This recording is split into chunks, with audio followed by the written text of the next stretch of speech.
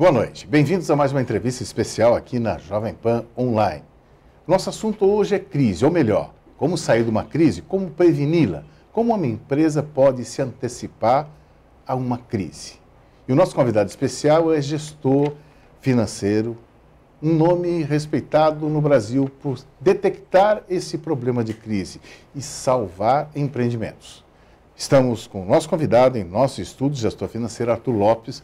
Obrigado pela presença, muito boa noite. Eu agradeço, Fernando. É um grande prazer estar aqui com você e com os internautas e os ouvintes. A palavra crise sempre surgia em décadas passadas, nos anos 70, 80. O país estava sempre em crise.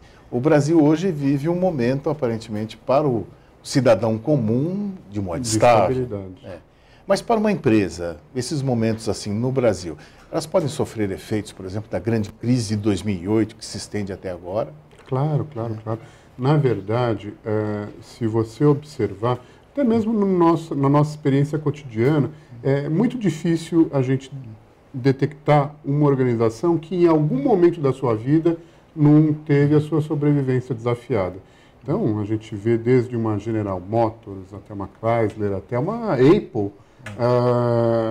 no Brasil, Pão de Açúcar. As organizações, elas sofrem os efeitos entram em crise por efeitos externos ou pela sua administração.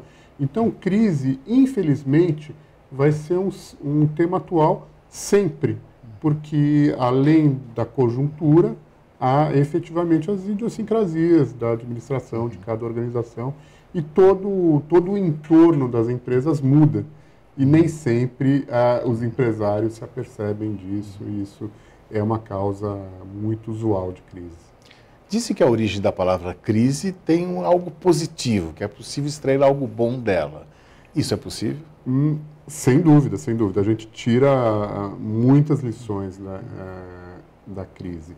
Efetivamente, você não se apercebe de determinados problemas até que você neles incorre e você normalmente sai não só bem, como revitalizado de um processo de crise.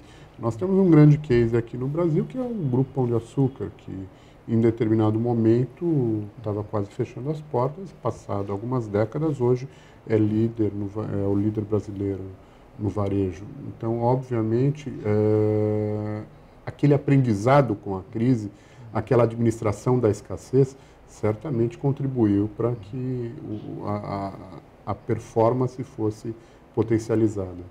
Mal comparando também, o cidadão comum vive momentos assim. Se ele não souber se organizar, se antecipar, ele pode realmente entrar com problemas sérios. Mas tentar dar a volta por cima, que é o grande X da questão. É sempre importante, que a gente sempre diz que, na verdade, tanto na nossa vida pessoal quanto na nossa vida empresarial, é muito importante que a gente tenha indicadores. Então, na nossa vida pessoal, é o quanto nós temos de saldo bancário, nosso salário no final do dia, o limite que está sendo utilizado no cheque especial. E na vida empresarial, nós temos outros indicadores. Então, temos a performance econômico-financeira da empresa, que é detectada através da contabilidade, existem índices de liquidez, existe a necessidade de manter sempre atualizado um fluxo de caixa e um fluxo de caixa correto. Então, é muito importante para nós todos, quer dizer, sabermos onde estamos pisando, quer dizer, o que estamos fazendo. E com base nesse reconhecimento daquilo que estamos fazendo, a gente poder implementar as medidas corretivas. Na nossa vida pessoal, cortar gastos, sair do cheque especial. E na vida empresarial, a coisa nem sempre é tão simples assim. Às vezes há muitas nuances. Mas, em essência, você vai ter que implementar uma série de correções aí na vida da companhia. Como é possível ler os sinais? Olha, existem alguns indicadores de uma crise financeira. Quais são eles? Quando a empresa começa a atrasar sistematicamente tributos, quando o endividamento financeiro da companhia aumenta muito, quando ela começa a atrasar fornecedores e, no final da linha, quando ela começa a atrasar salários. Se algum desses sintomas estiver presente na vida de uma empresa, ela já está em crise, porque tributos são feitos efetivamente para serem recolhidos. Aliás, não é um dinheiro da empresa, é um dinheiro que transita pela empresa. O tributo é um dinheiro público. O endividamento bancário, usualmente, não deve ser tão ampliado assim. E fornecedores têm que ser pagos em dia e funcionários também. Quer dizer, então, acontecendo alguma dessas situações, a gente está diante de uma anomalia e diante de uma crise. Ela pode ser uma crise mais potencializada, onde a gente vê os 4 sintomas, ou ela pode ser uma crise menos potencializada. Ela está só na questão do aumento do endividamento, tanto bancário quanto tributário. Teu novo livro se chama Negócios Sem Crise. Isso. E há um subtítulo interessante, Melhores Resultados de Sua Empresa e Evite as Armadilhas que Podem Arruiná-la. Isso. É a partir desses sinais, então, que é a partir desses sinais, sem dúvida. Mas esse livro ele traz uma série de reflexões e traz uma série de apontamentos sobre a gestão cotidiana da empresa e como, a partir de determinadas realidades, você consegue transmutar a situação de dificuldade ou você pode evitar que essa situação se instaure.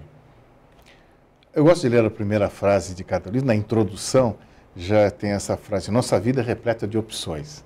Sem dúvida. Que parece uma frase simples, mas realmente é uma verdade aqui. Sem dúvida. O problema é que, de repente, o que vamos escolher?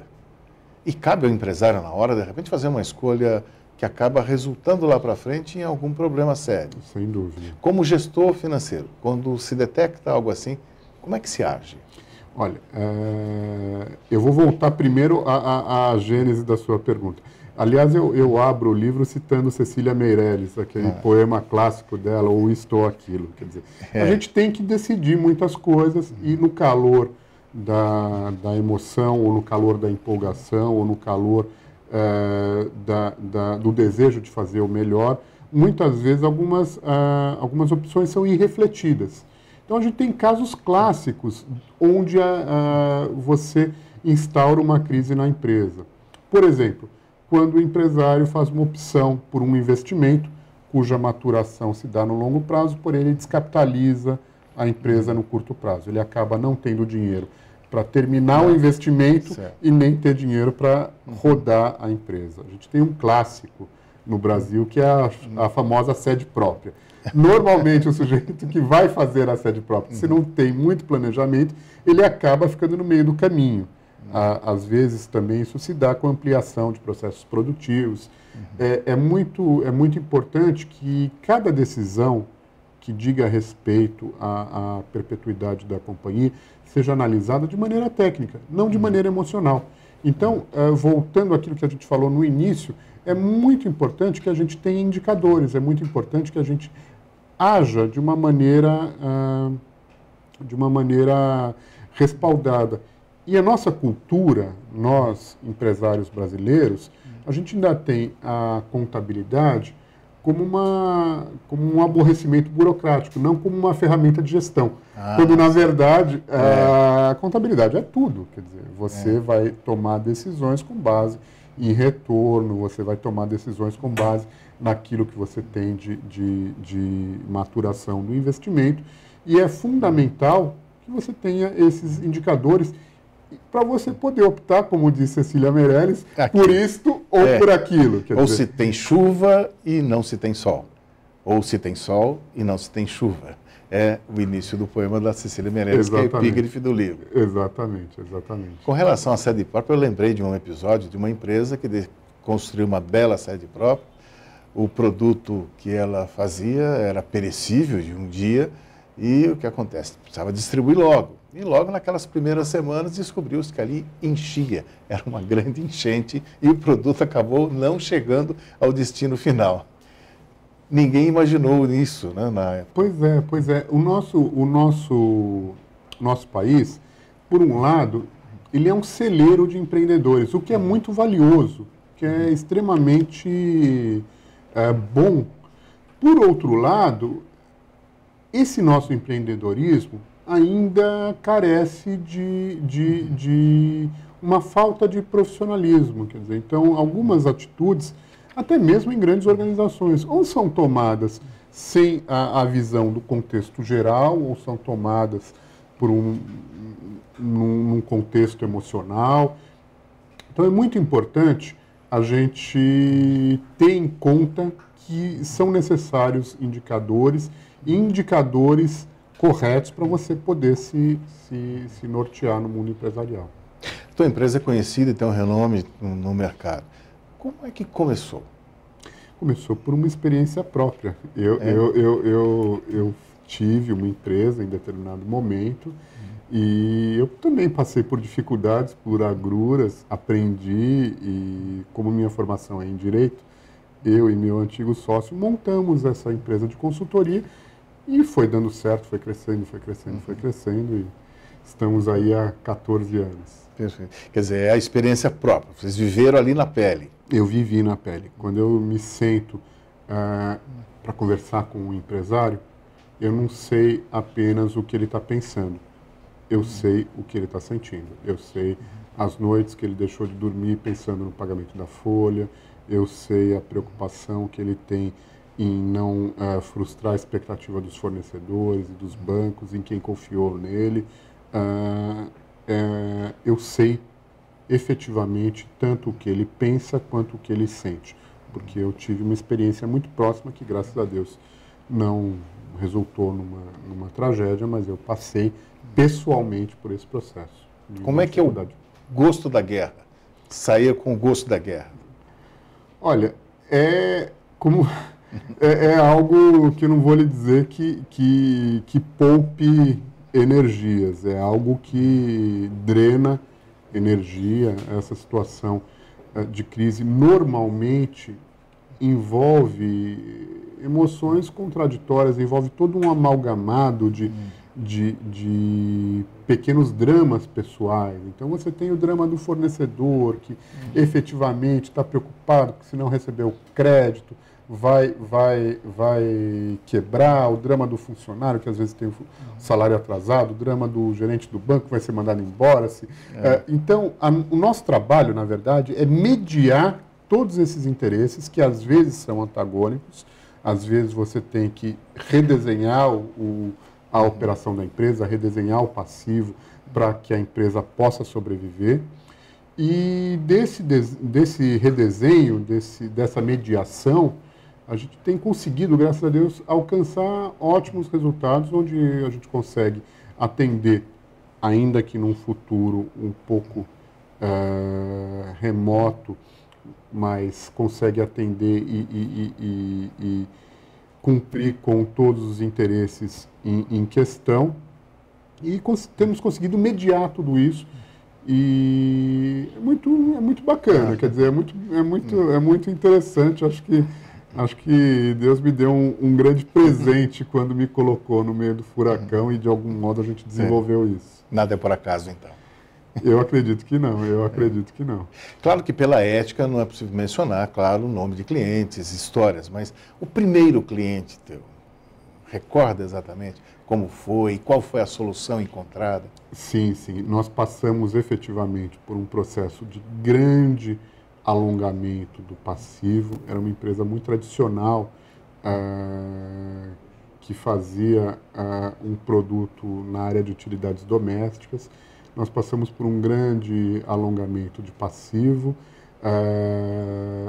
fizemos um trabalho de reposicionamento do produto, então a faixa de preço que a empresa estava praticando, como era um produto muito conhecido, nós tivemos espaço para remanejar, diminuímos a estrutura. A situação ela nunca é simples, ela nunca comporta uma medida. Ela sempre comporta um arsenal de medidas e, por isso, a nossa empresa ela é multidisciplinar, ou seja, nós temos engenheiros, especialistas em PCP, matemáticos, economistas, porque a saída da crise ela nunca é simplesmente financeira, porque a gestão financeira ela trata com a consequência de causas pré-existentes. Então, se você não elimina as causas, o que ensejou a crise, o que efetivamente deu origem à dificuldade, se você não tratar isso, o trabalho financeiro ele fica cosmético. Então, você vai alongar aqui o pagamento de uma dívida, você vai remanejar aqui, mas o vencimento chega, e se você não criou as condições para prover o pagamento, efetivamente esse trabalho exclusivamente financeiro cai por terra. Tem um aspecto da imagem do produto diante daquele que o consome, não é? Quando uma empresa entra em crise. Essa também é uma área delicada, não? É uma área bastante delicada e não tem outra coisa a ser feita a não ser admitir a crise e tentar trabalhar com a verdade, tentar trabalhar com a maior transparência possível. Normalmente, alguns produtos não chegam até o consumidor final, chegam até o revendedor, chegam até, às vezes são partes, são peças de outros componentes, quer dizer, raramente essa interlocução, o cliente, você fala com o consumidor como cliente final. Normalmente você fala com outras organizações que são empresas. Então você tem que ser muito claro, você tem que dizer exatamente o que você está vivendo, quer dizer, aonde você quer chegar e o que você vai fazer para sair dessa realidade para essa realidade. E agir de uma maneira muito clara, muito honesta. Quem tenta escamotear a crise, quem tenta esconder a crise, acaba se dando muito mal, porque é perceptível, quer dizer, o cliente percebe, você atrasou uma entrega, é inócuo. Na verdade, é inócuo você tentar esconder uma crise. E o primeiro passo para você solucioná-la é você admiti-la, inclusive para o seu público interno, inclusive para o seu funcionário. Inclusive para o seu colaborador. Olha, gente, as coisas não estão dando certo, efetivamente, nós estamos aqui, isso aqui não está dando certo, temos que fazer isso para chegar aqui, que é onde temos que chegar. Para isso é necessário liderança, para isso é necessário ter um plano, que muitas vezes o próprio empresário não consegue conceber, e daí a utilidade das empresas de consultoria em gestão de crise, que é o que nós fazemos, mas sempre lidar com a verdade, porque é muito inocente do empresário que está em crise imaginar que isso não é perceptível.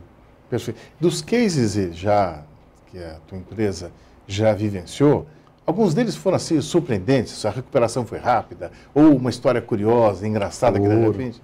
Histórias engraçadas a gente tem algumas dezenas, desde funcionário abraçando poste para não cortar a luz, até, enfim, até a gente subir no carro de som e começar a conversar com o sindicato e bater boca com o sindicato, até que os empresários, ao invés de darem ouvidos aos sindicatos, acabaram aceitando os nossos argumentos. Enfim, tem uma série de histórias. Mas houve cases muito interessantes. Houve aqui um centro universitário em São Paulo, isso em 2005.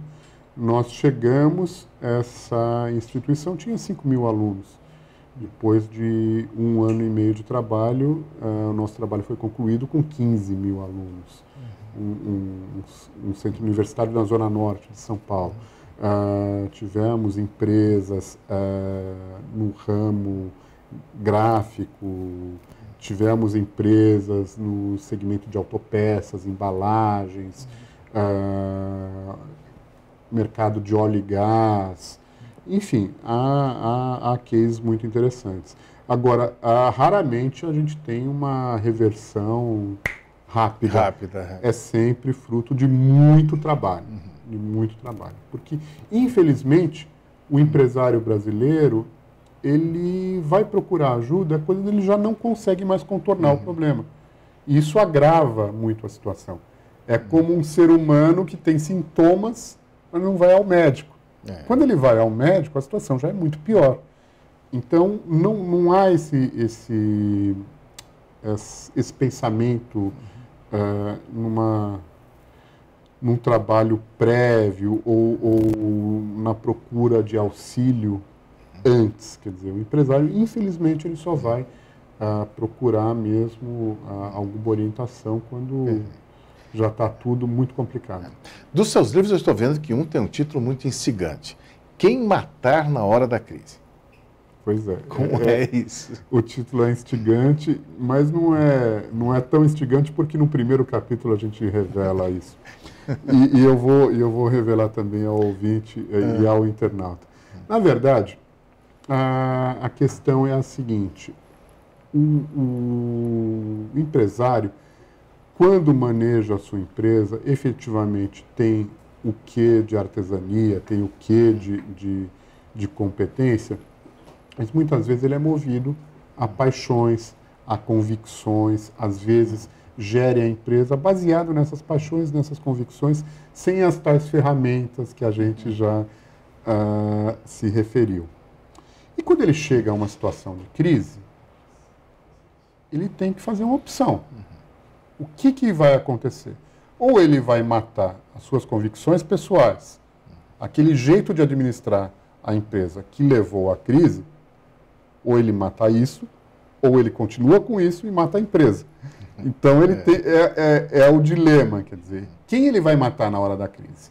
Ele vai modificar, ele vai se abrir para o novo, vai efetivamente procurar a solução ou não? Ele vai manter sua convicção e vai levar a empresa à bancarrota. Quantos livros já escreveu? É o terceiro livro. O terceiro livro. É o terceiro livro. Que é o Manual da Gestão de Crise Financeira e Turnaround. O Quem Matar na Hora da Crise. E esse agora, o novo, que exatamente, são os negócios sem crise. Tem mais dois só e aí a gente para. Perfeito. Bom, quem quiser conhecer mais do trabalho da Arthur Lopes, do trabalho de vocês tem um site na internet? Isso. Nosso site é www.arturlopes.com.br. Lopes com S. No final de uma batalha de salvar uma empresa, qual é a sensação do guerreiro aí? Dever cumprido e um acúmulo de muitas histórias bonitas. Quer dizer, não foi uma, nem duas, nem três vezes que eu aprendi com um operador de máquina e quem salvou a empresa não fui eu. Eu fui um mero instrumento. Quem salvou a empresa foi aquele operador de máquina que em determinado momento virou para mim e falou, olha, doutor, e se a gente fizesse isso? Virou para o meu sócio que é engenheiro, doutor, se a gente fizesse isso? Ou então, doutor, deixa com a gente que a gente vai resolver a questão. Então, na verdade, a gente tem um grande orgulho desse acervo de trabalhos que a gente já conseguiu concluir e isso nos traz credibilidade junto ao mercado financeiro e dá uma grande satisfação pessoal. Muito bem. Obrigado pela presença aqui, compartilhando com os internautas e também com os nossos ouvintes todo esse trabalho como gestor financeiro, evidentemente lutando aí nessa batalha com todas as empresas. Eu é que agradeço. Uma boa noite a você, Fernando, e a todos os internautas e aos ouvintes. E em nome dos ouvintes agradecemos. Boa noite, então. Boa noite. Esta é a Jovem Pan Online.